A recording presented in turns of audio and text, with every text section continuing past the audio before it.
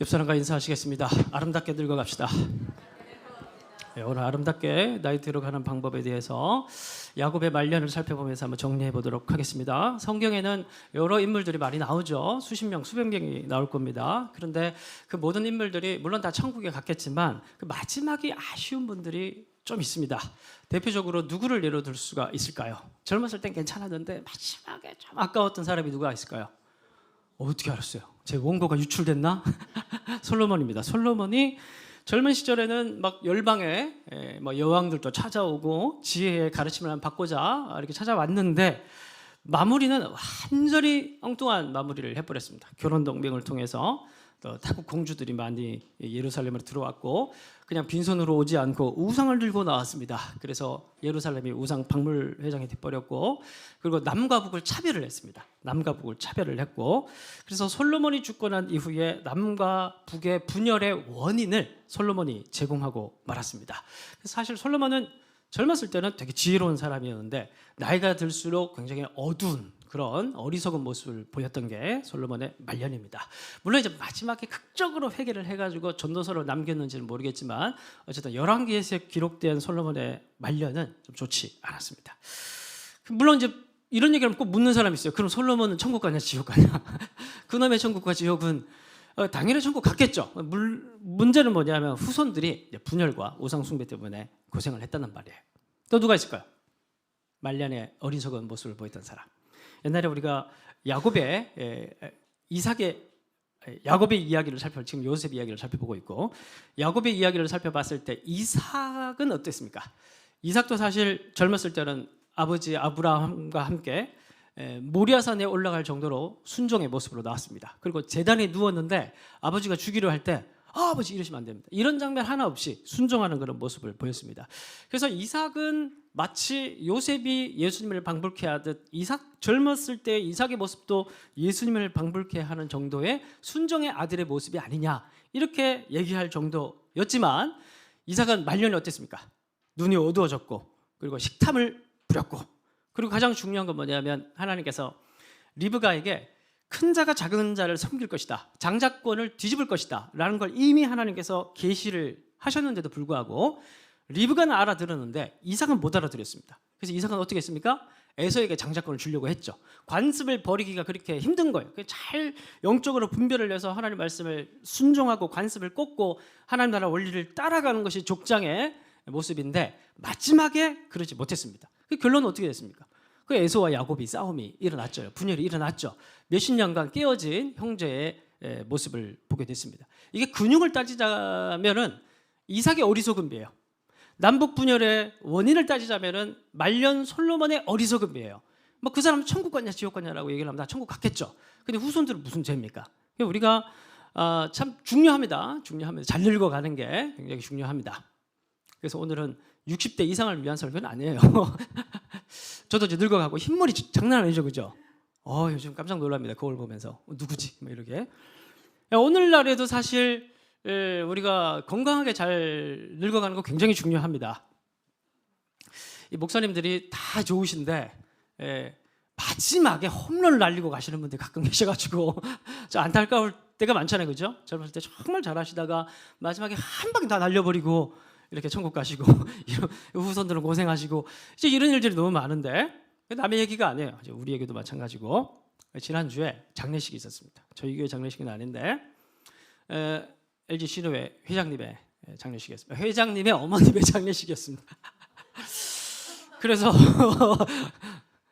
갔는데 놀랬습니다. 뭐가 놀랬냐면 제가 장례식을 많이 다녀봤지만 이제 목회자다 보니까 그 영정 사진이 너무 환하게 그런데 이제 뭐 젊었을 때 사진도 아니에요. 나이 드셨을 때의 사진인데 너무 환한 영정 사진이 환하게 이제 저를 반기고 있는 겁니다. 그래서 좀 뭔가 좀 느낌이 좀 달랐는데 마치고 난 이후에 그 유가족들과 좀 얘기를 나누는데 그 어머님이 이제 파킨슨 병인가 뭐 그걸로 이제 요양병원 계시다 돌아가셨는데 병이 오기 전에 아들들을 불러놓고 나는 천국 가는 사람인데 영정사진이 좀 밝았으면 좋겠다. 병이 오기 전에. 그렇게 얘기를 하고 가서 사진관에 사진을 찍었대요. 그러면서 정말 환하게 천국 가는 사람처럼 그렇게 찍고 병이 찾아온 거예요. 그래서 용정관을 그렇게 썼다는 겁니다. 그 또 얘기를 더 들어보니까 그 집안의 그 어머님이 첫 번째 예수 믿은 사람이에요. 남편부터 아들까지 싹 다 전도를 해가지고 다 예수 믿는 사람들이에요.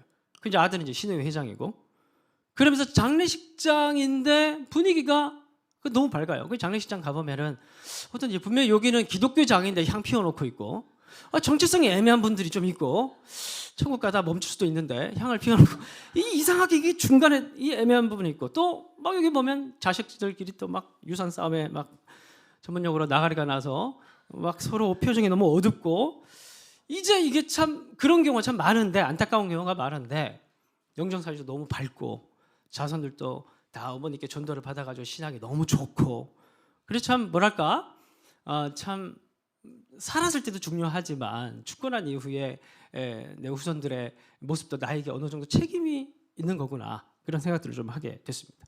인생은 계절과도 같아요. 우리가 유년 시절에는 계절 중에 뭐라고 비유를 할 수 있을까요? 봄이죠, 봄. 파릇파릇하고, 그죠?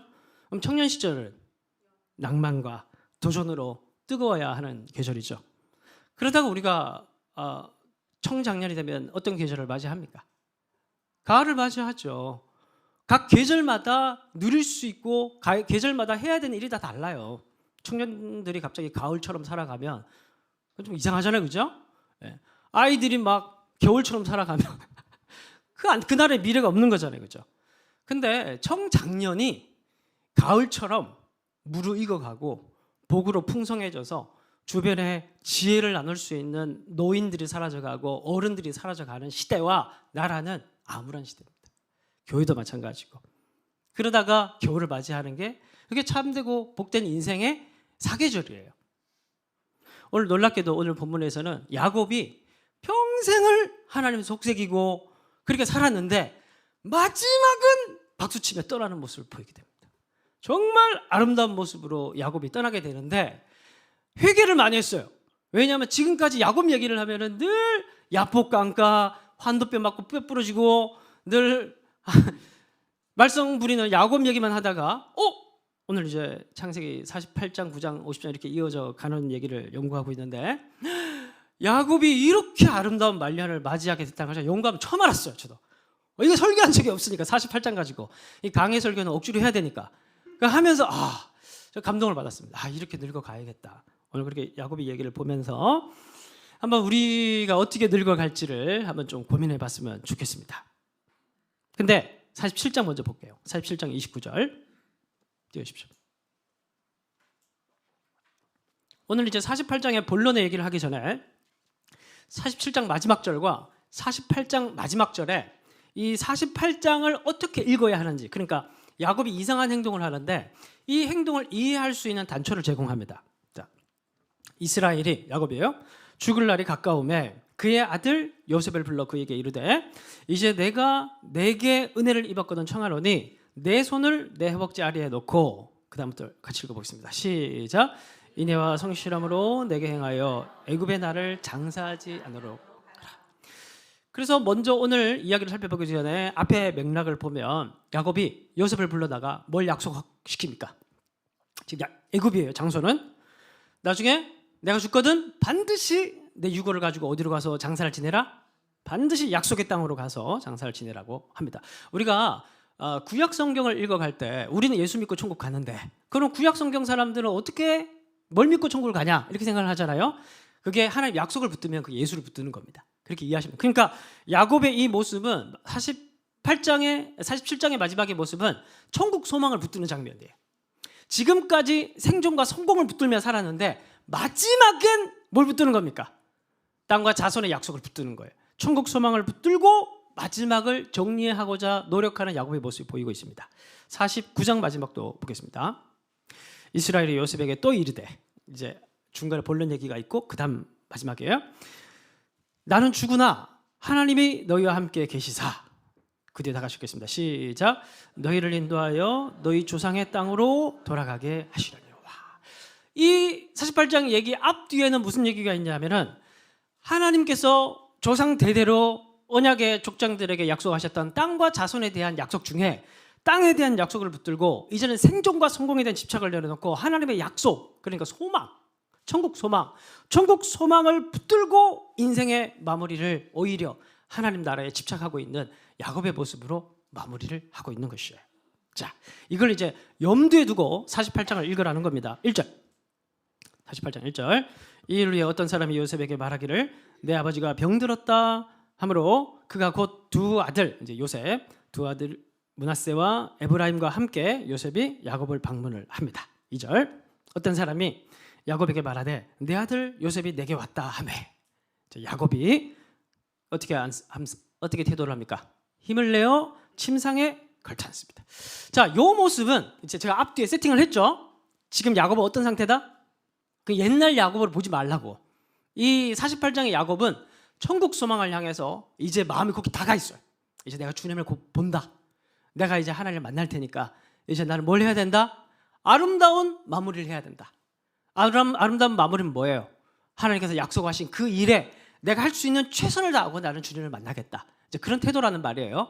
그래서 요셉이 두 아들을 데리고 지금 방문했다는 얘기를 듣고 힘을 내어 침상에 걸터 앉는 겁니다. 이 장면은 무슨 장면과 같냐면은 우리가 사도행전을 보면 바울이 예루살렘을 향해서 가고 로마로 향해서 가잖아요. 마지막 복음 전파를 위해서. 그래 에베소에 들렀는데 에베소 장로들이 가쟁이를 잡고 가면 안 된다. 가면 당신 죽는다. 이제 이렇게 얘기를 하니까 바울이 이렇게 멋있게 얘기합니다. 내가 달려갈 길과 주 예수께 받은 사명, 곧 하나님의 은혜의 복음을 증언한 일을 마치려 하면은 나의 생명조차 조금도 귀한 것으로 여기지 아니하노라. 이렇게 얘기를 하면서 이제 장로들을 달래고 의지를 내어서 죽는 것을 알지만 하나님 나라의 사명을 마무리하기 위해서 가는 바울의 모습이 의지적인 바울의 모습이 나타나고 있습니다. 여기 딱 그 장면이에요. 야곱이 이제 늙고 병들고 힘들었지만 그래서 그냥 누워 있는 게 아니라 온 힘을 다하여서 침상에 걸터 앉아서 자기가 마지막으로 해야 할 그 사명을 감당하려고 지금 힘을 내고 있는 그런 장면이라는 겁니다. 자, 그러면 야곱이 일어나서 뭘 하려고 하는 것일까요? 5절 다 같이 한번 읽어보겠습니다. 시작.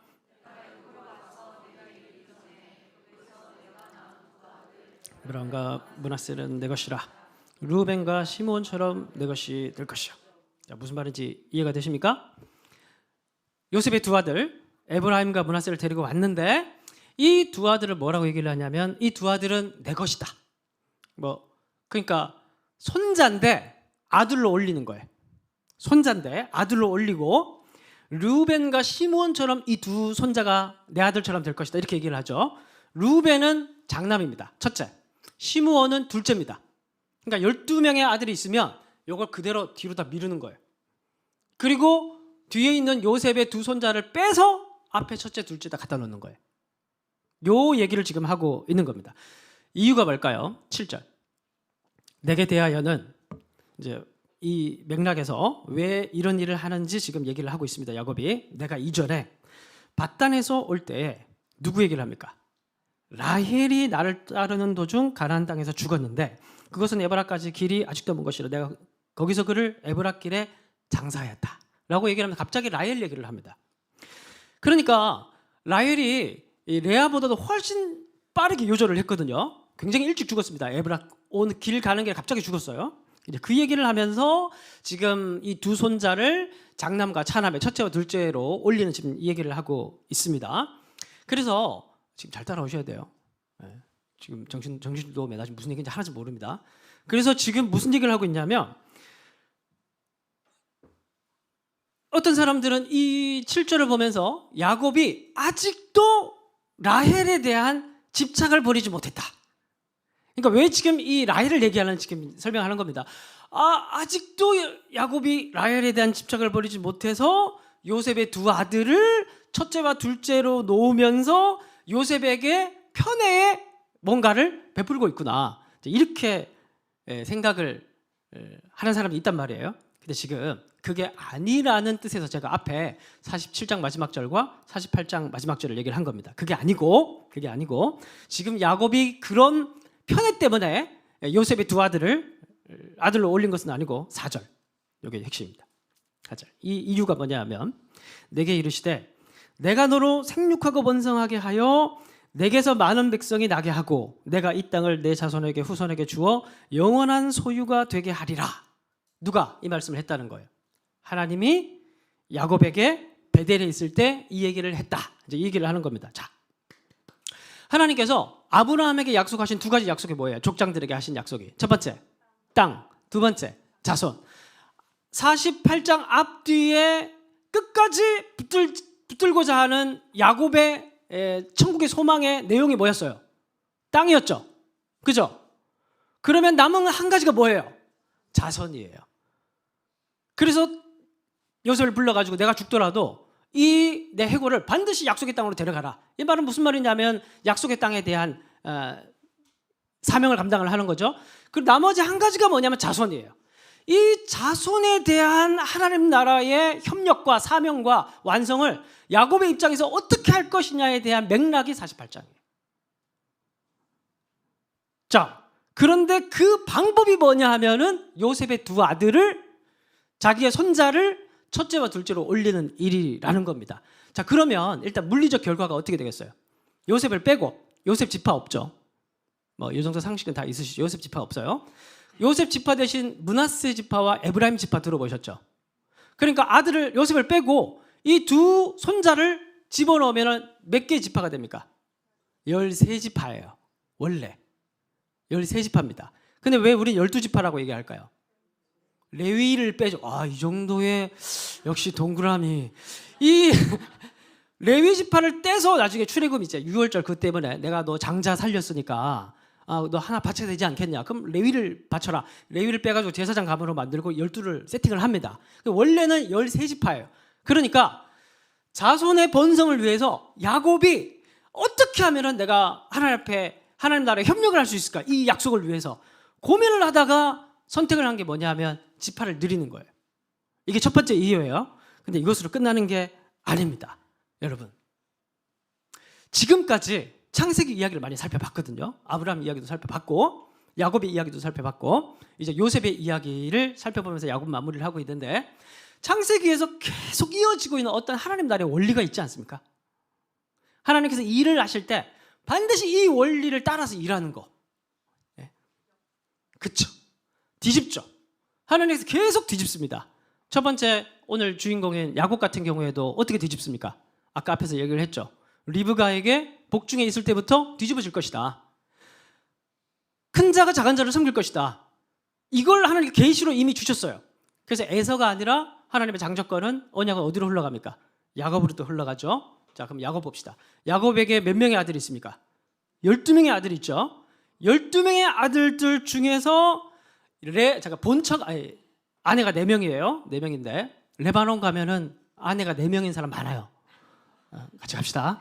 그래서 4명 거긴 아직도 그러더라고. 4명의 아내가 있는데 이 중에 본처가 둘이에요. 레아와 라헬이에요.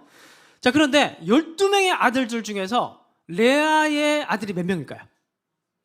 오, 대단하시다. 나 이거 몰랐던 건데 이번에 안 건데 레아의 아들을 세보니까 6명이에요. 50%.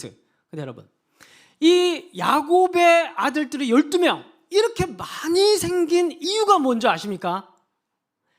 이것도 뒤집어지는 원리예요. 우리가 이제 앞에 성경 이야기를 보면 하나님께서 레아에게 왜 이렇게 많은 자손을 줬다고 기록이 되어 있습니까?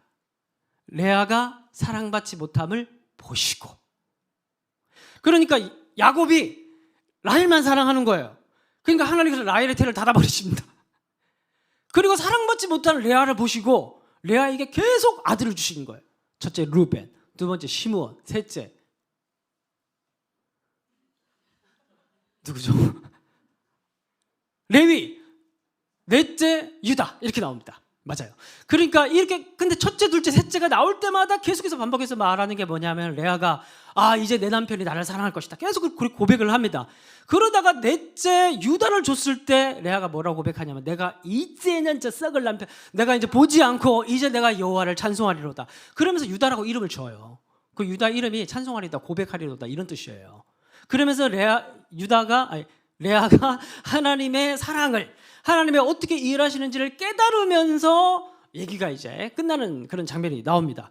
그러면서 이 사랑받지 못하는 레아 때문에 하나님께서 어떻게 일하시냐 하면 그 가족에게, 야곱에게 많은 자손을 주는 이야기가 나와요. 자, 그런데 그걸로 끝이 아니죠. 자, 이 유다, 그래서 마지막에 나온 유다, 귀한 자식, 그리고 다음 주에 보게 될 텐데 야곱의 축복에서 두 사람이 중요합니다. 요셉과 유다가 중요해요. 유다로부터 예수님이 오시기 때문에. 유다가 요셉과 형들의 갈등에서 중재자 역할을 하면서 모든 걸 회복시켰죠. 그래서 올라갑니다. 지위가 올라가고, 그래서 물리적인 장자권은 요셉에게로 가는데, 왕의, 앞으로 이 민족이 커지면 나라가 될 거 아닙니까? 왕의 지도권은 누구에게 나가냐면 유다에게 나갑니다. 그래서 유다에게 왕의 홀이 나가요. 야곱의 축복에서. 그래서 유다가 중요한데, 이 중요한 지파인 유다의 다말에게서 나온 두 아들이 누굽니까? 오늘 갑자기 풀다 보면 하는 것 같은데 퀴즈 하는 거죠, 그렇죠? 두 아들이 누굽니까? 베레스와 세라. 전에 한번 설교할 때 말씀을 드렸죠. 베레스와 세라도, 세라가 처음에 쌍둥이에요. 손에 쭉 나왔는데 산파가, 그때 고대 군동에는 장자가 너무 중요하거든요. 장자가 두 개의 유업을 받고 명예를, 가문의 명예를 가져가니까 세라가 손이 쑥 나오니까 산파가 홍색실을 감습니다. 그런데 나올 줄 알았는데 얘가 뭐 놔두고 온 게 있는지 다시 쑥 들어가요. 그리고 그 다음에 누가 나옵니까? 베레스가 튀어나옵니다. 또 뒤집어져요. 예? 또 뒤집어집니다. 그러니까 이러한 일련의 사건을 다 겪으면서 야곱이 깨달은 게 있어요. 그게 뭐냐 하면, 하나님의 나라는 어떻게 움직이는 나라다? 뒤집어지는 나라다. 하나님의 나라는 약할 때 강함 되시고, 육체의 가시와 인간의 연약함을 통해서 하나님께서 일하시고, 먼저 된 자고 생각하는 그 자들이 다 뒤로 가고, 나중되었다고 생각하는 것들을 하나님께서 앞서 보내셔서 인간의 힘으로, 인간의 지혜로 하나님 나라가 세워져 가는 것이 아니라 오직 하나님의 힘과 지혜로만 하나님 나라가 세워져 간다는 것을 보여주기 위해서 하나님께서는 일부러 이 모든 것들을 다 뒤집어 놓는 방식으로 계속해서 하나님께서는 일을 해오셨다는 것을 보여주셨죠. 야곱이 말년에 이걸 깨달은 거예요. 전 인생을 통해서 하나님께서 어떻게 일하시는지를 몸소 경험하고 난 이후에 이걸 깨달은 거예요. 그래서 잘 보세요. 자, 그러면 하나님께서 이제 하늘의 별처럼 이 아브라함의 가족들을 많게 해주겠다고 얘기를 했죠. 그럼 마지막에 야곱이 하고 가야 되는 건 뭐예요? 이 12아들이 있으면 마지막으로 해야 될 게 뭐예요? 뒤집어 놔야 될 거 아닙니까? 그렇죠? 라헬의 가문에 2명이죠. 요셉과 베냐민. 그리고 레아의 가문에 6명이죠. 그죠? 그러면 이걸 뒤집어 놔야 되는 거예요. 그러니까 요셉을 빼고 두 아들을 집어넣고 3개의 지파를 만들고 난 이후에 2개의 지파는 앞으로 당겨서 첫째와 둘째를 만들고 다시 뒤집어 놓은 거예요. 그러면 이러한 역사 속에서 일어나는 건 뭐냐면, 하나님 나라가 번성해질 수 있는 하나님의 길을, 하나님의 원리를 닦아놓는 역할을 야곱이 하고 있는 겁니다. 이것으로 끝이 아니에요. 그리고 오늘 본문의 12절, 요셉이 아버지의 무릎 사이에서 두 아들을 물러나게 하고 땅에 엎드려 절하고 이제 축복을 하려고 하는 장면입니다. 족장의 축복. 13절, 오른손으로는 에브라임을 이스라엘의 왼손을 향하게 하고 왼손으로는 므낫세를 이스라엘의 오른손을 향하게 하여 이끌어 그에게 가까이 나아가매. 이제 요셉이 그렇게 세팅을 한 거예요. 우수는 장자니까 므낫세, 좌수는 차남이니까 에브라임, 이렇게 세팅을 했는데 14절, 이스라엘이 오른손을 펴서 차남 에브라임 머리에 얹고 왼손을 펴서 므낫세 머리에 얹으니 므낫세는 장자라도 팔을 엇바꾸어 얹었더라. 끝까지 뭘로 끝나는 겁니까? 끝까지 뒤집어. 이걸로 끝날 끝이 아니야. 다시 그 두 아이도 불러가지고 거꾸로 뒤집어 놓고 장자권을 뒤집어 놓고 마무리 짓는 장면이 나오는 겁니다. 그래서 요셉이, 아버님 왜 이러십니까? 이러니까, 애야 나도 안다. 거꾸로 된 거 나도 안다. 근데 알지만 하나님 나라는 어떻게 움직이는 나라예요?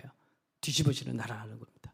다 역순으로 뒤집어 놓고, 결국에는 이 그림을 통해서 보여주는 게 뭐냐 하면, 이삭 같은 경우에는 오히려 젊었을 시절에 하나님의 지혜를 받아가지고 신앙인답게 살았을지 모르겠지만, 말년에는 하나님의 뜻을 깨닫지 못해서 오히려 에서에게 장자권을 주려고 하다가 가족을 파멸의 장면을 끌고 갔는데 하나님께서 다 회복시키셨잖아요. 근데 야곱은 오히려 정반대로 젊었을 시절은 자기 마음대로 살았는데, 이제 마지막에는 그 인생 통해서 환도뼈 부러지고 고생을 하다가 비싼 수업료를 통해서 마지막에 알게 된 게 있는데 뭐냐 하면 하나님 나라의 원리라는 거예요. 이 통찰을 깨닫고 힘을 내어서 침상에 앉아서 내가 내 인생을 내 마음대로 살았는데 마지막에는 하나님 나라에 협력하는 자가 되어야 되지 않겠냐. 그러면서 모아놓고 뒤집어놓고 다시 이 손자도 뒤집어놓고 끝나는 게 야곱의 이야기라는 거예요. 재밌죠? 재밌어요. 또 혼자 재밌을 뻔했는데 여러분들 함께 재밌으니까 너무 좋은 것 같아요. 여기에 십자가 원리가 있어요. 십자가의 원리. 십자가가 뒤집어지는 거잖아요. 그죠? 하나님 나라 원리가 로마로부터 시작되는 게 아니라 시저의 영광으로부터 시작되는 게 아니라 골고다에 우리를 위해서 찢겨 죽으신 예수님의 그 몸을 통해서 이 세상 가운데 하나님 나라 복이 흘러가잖아요. 이러한 그냥 인간의 가치관과 관습으로 보면은 이거는 들어도 깨닫지 못하는 원리예요.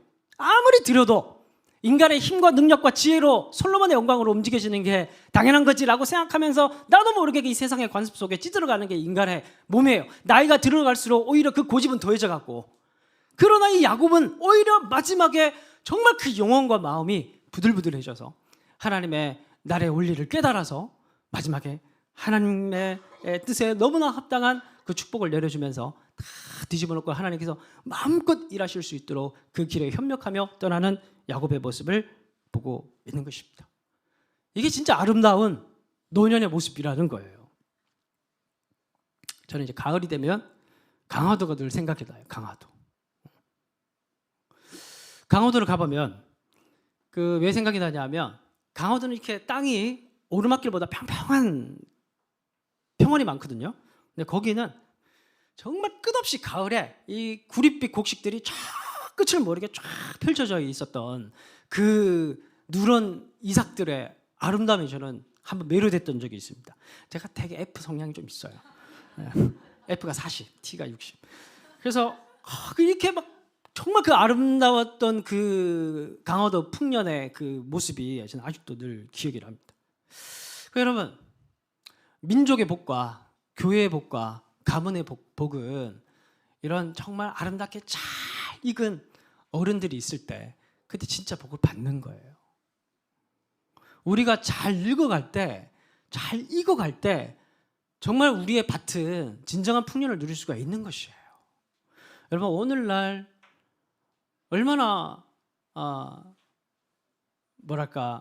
지혜를 찾아보기 힘든 그런 시대 아닙니까? 그렇죠? 저도 할 말이 없어요. 목사로서 목사님들이 사고라는 사고로 다치고 있으니까. 그 이제 최근에 또 불거진 문제 때문에 여러 가지 많이 기사가 나오고 있는데, 저도 그 기사에 동의를 늘 해오고 주장해오고 있습니다. 원로제도 없어야 된다. 교회에. 걱정하지 마세요. 저는 떠날 거니까. 원로제도 없애야 된다. 사실 그건 참 말이 안 되는 제도거든요. 옛날에 7, 80년대 목사님들이 교회 평생 이렇게 수고하시다가 나중에 준비가 안 된 상태로 은퇴를 하시니까 교회에서 책임지기 위해서 그렇게 만들어진 제도인데, 지금 뭐 연금 제도도 있고 다 있는데 사역을 내려놓으면 떠나야지. 근데 결국 그러지 못하니까 결국 많은 문제들이 이제 발생하게 되는 것입니다. 저는 그렇게 생각을 하고 있어요. 여러분, 교회 문제가 아니라 여러분 한번 돌아보십시오. 여러분들 어떤 어른이 되고 싶습니까? 여러분들 자녀들에게 여러분들 정말 무엇을 물려주고 싶습니까? 3가지 방법을 알려드릴게요. 첫째, 따라하겠습니다. 우리 아이들도 따라해요. 똑같이 늙어가고 있으니까. 나이 들수록 성경을 가까이 하자. 시작. 왜 그런 줄 아세요? 왜 성경을 가까이 해야 되는 줄 아세요? 나이가 들수록 잔소리하는 사람이 없어요. 어때요? 저도 요즘 말씀 준비하면 돌아보니까 저한테 잔소리하는 사람은 한 명밖에 없더라고. 주님, 무슨 생각하신 거예요? 저 나이가 들수록 주변에 잔소리하는 사람이 없어지는 것 같아요. 특히 이제 뭐 개척을 해서 이제 담임이 되고, 그 이전에는 늘 눈치 봐야 될 사람이잖아요. 그래서 늘 이제 주눅들어 살았는데 이제는 뭐 잔소리할 사람이 별로 없으니까. 그래서 문제가 생기는 것 같아요. 잔소리하는 사람이 없고, 그렇다고 우리가 뭐 이제 젊은 사람 불러가지고 나한테 좀 야단 좀 쳐달라 그럴 수도 없잖아요, 그죠?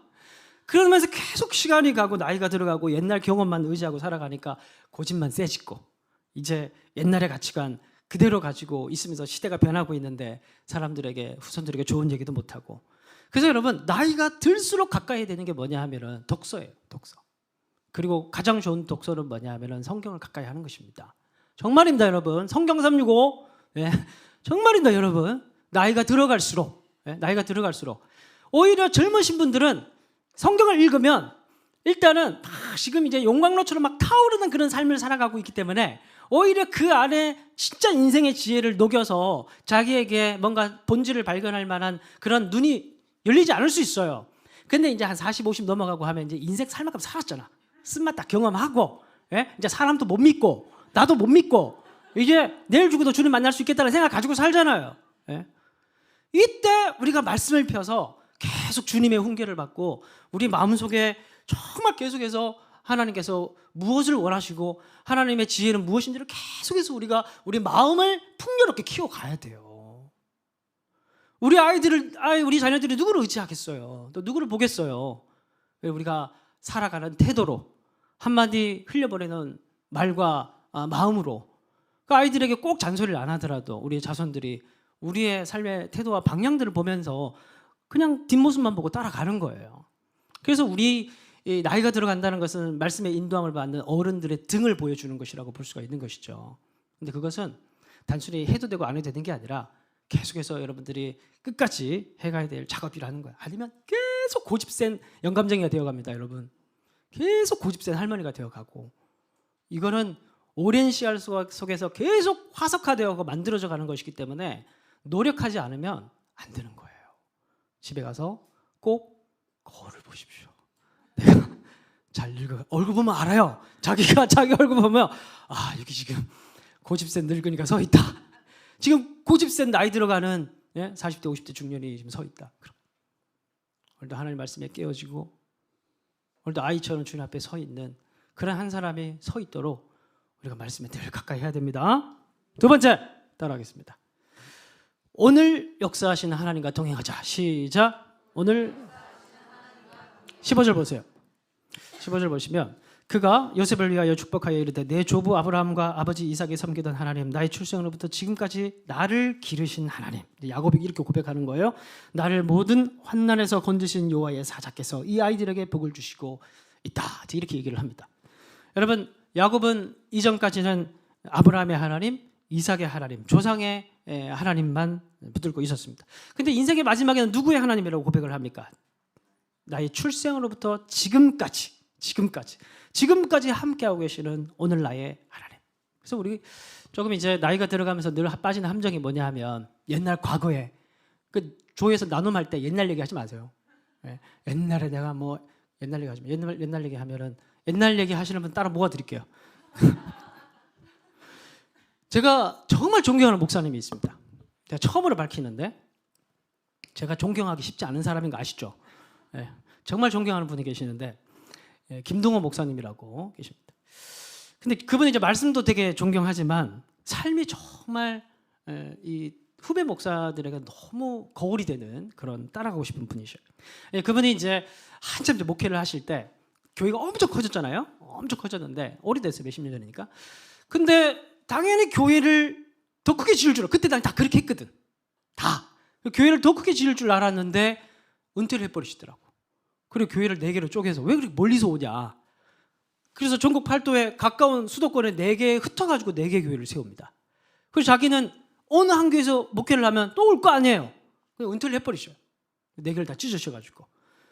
그래가지고 얼마 뒤에 암에 걸리셔요. 그래서 이 목사님이 평소에 존경하는 분이셨으니까 어떻게 하는지 이제 지켜봤죠. 지켜보니까 뭔 줄 아세요? 보통 여러분들 그렇게 하나님께 헌신하고 막 드렸는데 그 다음날 암 걸렸어요. 어떡할 것 같아요? 원망하고 내가 천국 가나 봐라. 내가 가서 보나 봐라. 막 이런 그럴 거 아니에요. 그죠? 이분은 유튜브를 시작하십니다. 그 유명한 날기새. 날마다 기가 막힌 새벽이라는 그 암투병 하시면서 그걸 시작하셔요.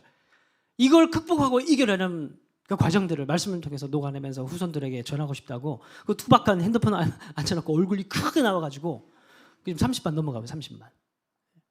부러워요. 그래서 이게 이렇게 그러니까 저는 이분을 보면서 늘 느끼는 게 뭐냐 하면 완전히 늘 다른 선택을 하시는 거예요. 나이가 들어가시는데 완전히 예상 밖의 선택을 하시는 거예요. 생각이 얼마나 젊으시는지. 그분은 늙어가고 계시지만 그분의 생각은 완전히 소나무인 거예요.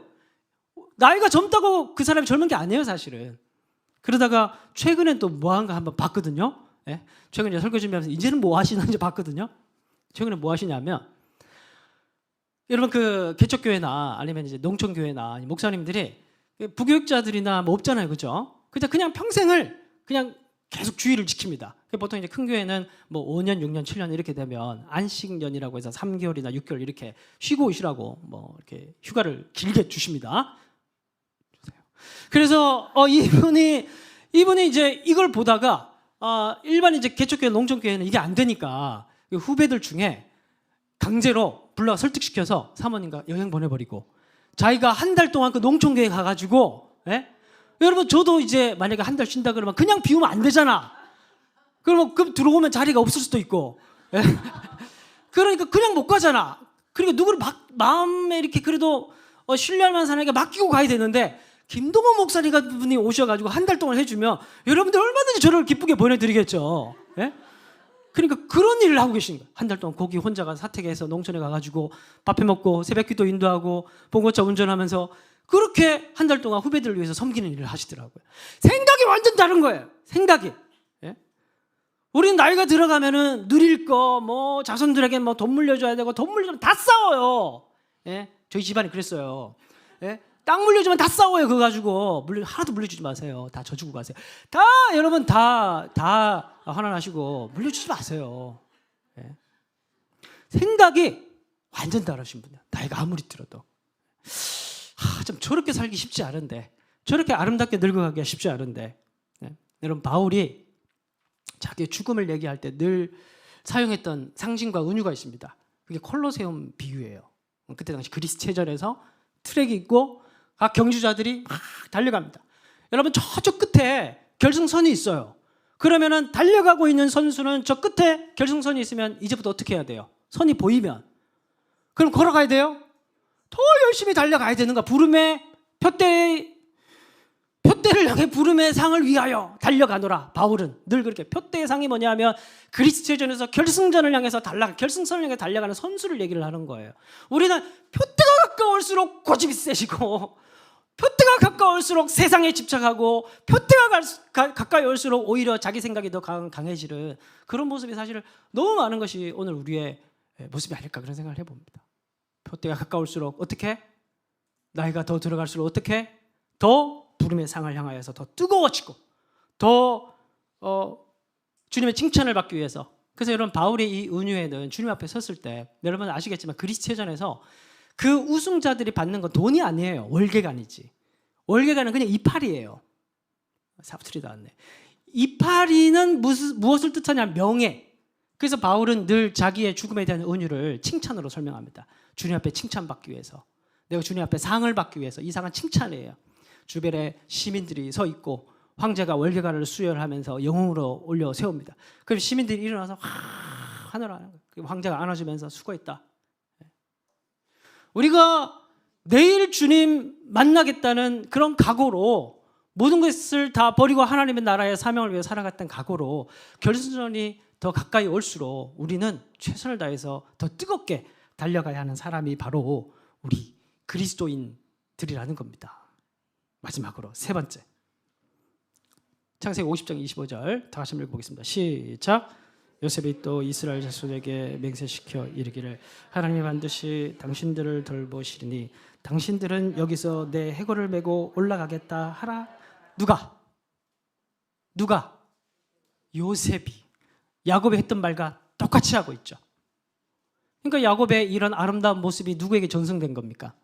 요셉에게 똑같이 전승된 거예요. 우리 마무리는 젊은 가정들에게 하겠습니다. 우리 젊은 가정들은 오늘 나는 별로 할 게 없구나 이렇게 생각하실까 봐. 여러분 제가 곰곰이 생각을 해봤는데, 저는 이제 지금까지 제가 제 자녀들을 사랑했다고 생각을 했어요. 근데 돌아보니까 아이들이 저보다, 제가 아이들을 사랑하면 아이들이 저를 더 사랑했던 것 같아요. 10년 동안만. 인생의 주기가 딱 그렇더라고. 10년 동안은 부모를 열렬히 사랑하고, 그 다음 10년은 친구를 열렬히 사랑하고, 그 다음 10년은 애인을 열렬히 사랑하고, 그 다음은 지 자식을 열렬히 사랑하다가 그 다음에 40이 되고 50이 되더라고요. 그렇죠? 여러분 생각해 보세요. 우리 자녀들이 나를 뜨겁게 사랑하는 시간이 태어나서부터 10살까지입니다. 그 시간은, 근데 그 시간이 지나면 내가 아무리 자녀들에게 얘기를 해도 아시겠지만 귓등으로도 안 들어요. 그때부터 하나님께 맡겨야 돼. 그런데 그 전까지는 최선을 다해 하셔야 돼요. 최선을. 아이들이 나를 사랑할 때. 예? 예? 근데 보통 우리는 아이들이 나를 사랑할 때 어떻게 해요? 먹고 사느라 바빠서, 그리고 맨날 부부싸움하고 해야 할 일 하지 않고 호송세월하면서 10년을 다 보내고 미안한 마음에 한 번씩 가족여행 가는 걸로 퉁치려고 하는데 아이들은 하나도 기억 못해요. 니들이나 좋지. 아이들은 기억 못해요. 기억나세요 여러분들? 어릴 때? 기억 안 나요. 어릴 때 기억나는 것은 아빠와의 일상적 관계가 생각나는 거지. 엄마와 일상적 관계가 생각나는 것이지 여행 갔다 온 게 기억나는 게 아니에요. 젊은 가정분들, 아기를 준비하고 계시는 분들, 그리고 11살 이상은 안 들으셔도 돼요. 어차피 뭐 손 떠났으니까 그거는 뭐 성령으로만 되는 거니까. 근데 10살 미만의 분들은 기억하십시오. 아이들을 여러분들이 뜨겁게 사랑하실 때 그 아이들과 함께 하나님 나라를 잘 가르치고, 야곱이 요셉에게 이 하나님 나라를 전승했듯이 여러분들 이 하나님 나라를 전승하는데 게으르지 않고 태도로서 아이들에게 하나님 나라를 가르칠 수 있는 젊은 가정들이 되시길 바랍니다. 다 같이 일어나셔서